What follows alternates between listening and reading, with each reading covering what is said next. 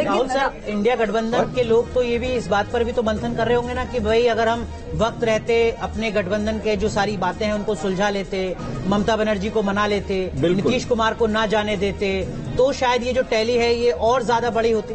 वो सीधे सीधे सरकार बनाने की स्थिति में आ सकते थे, क्योंकि आंकड़े अभी तक हमें जो बता रहे हैं, जो रुझान है कि बीजेपी और ये एनडीए को 67 सीटों का नुकसान है और इंडिया गठबंधन को 100 से ज्यादा सीटों का फायदा हो रहा है। ये बहुत बड़ा परिवर्तन है और खासतौर पर ऐसी पार्टी के लिए, बीजेपी के लिए, जिसने एक व्यक्ति, एक नेता की अजेयता और एक तरह से दिव्यता का बिल्कुल उसका ऐसा उद्घोष किया था कि उनको कोई छू ही नहीं सकता, जो टेफ्लॉन कोटेड लीडर, तो वो जो छवि है वो ध्वस्त हुई है।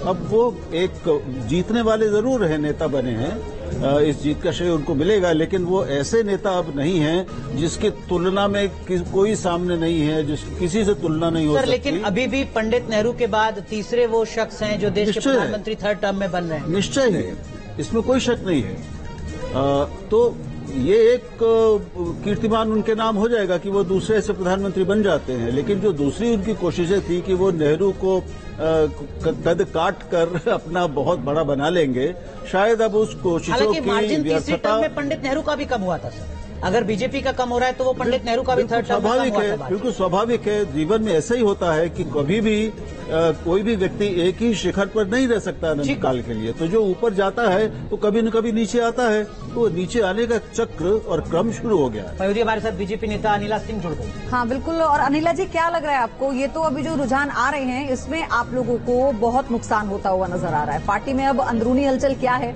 क्या मंथन कर रहे हैं आप लोग? मेरी सबको राम राम। और मैं ये कहूंगी कि आज भी लोकतंत्र का एक पर्व है।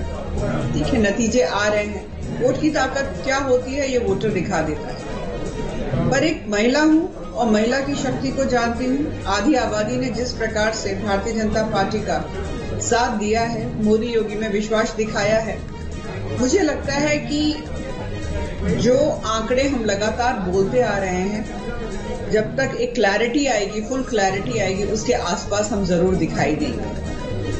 तो बाकी तो ये जीत और हार तो जीवन में चलती रहती है ना। जो भी नतीजे आएंगे वो सर्वमान्य, वोटर जो है वो सर्वोपरि होता है। परंतु ठीक है, लोकतंत्र में अगर विपक्ष भी मजबूत हो रहा है तो अच्छी बात है ना। नहीं तो अनिला जी, कॉन्फिडेंस है, ओवर कॉन्फिडेंस क्या आप करेंगे कि अभी हम 291 पर है लेकिन 400 पर पहुंच जाएंगे?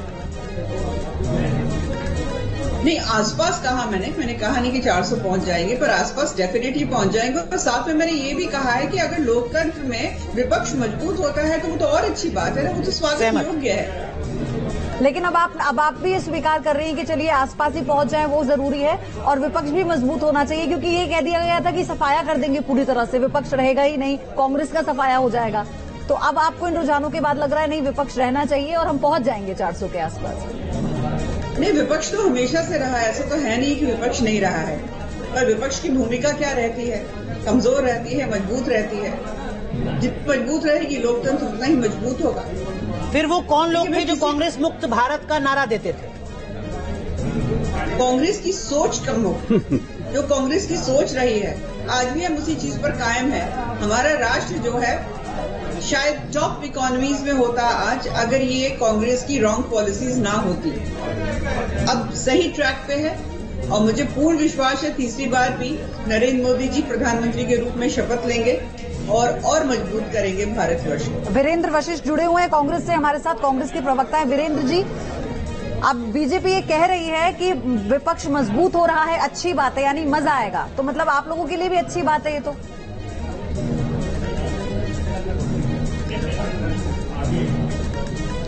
दिक्कत ये है भारतीय जनता पार्टी और संघ के लोग, क्योंकि इनको केवल एक ही चीज सिखाई जाती है, झूठ बोलो।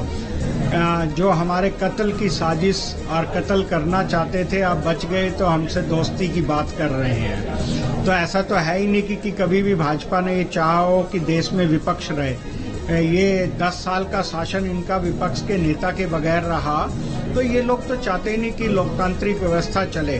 मैं भारत की जनता का धन्यवाद करना चाहता हूँ और मैं हमेशा कहता था कि भारत में किसी भी व्यक्ति को अहम और वहम होता है तो भारत की जनता वो निकाल देती है, किसी को भी। तो जहाँ तक मैंने पहले भी कहा कि इस बार जो ये जनता, भारत की जनता और मोदी के बीच में लड़ाई थी और भारत की जनता लड़ी और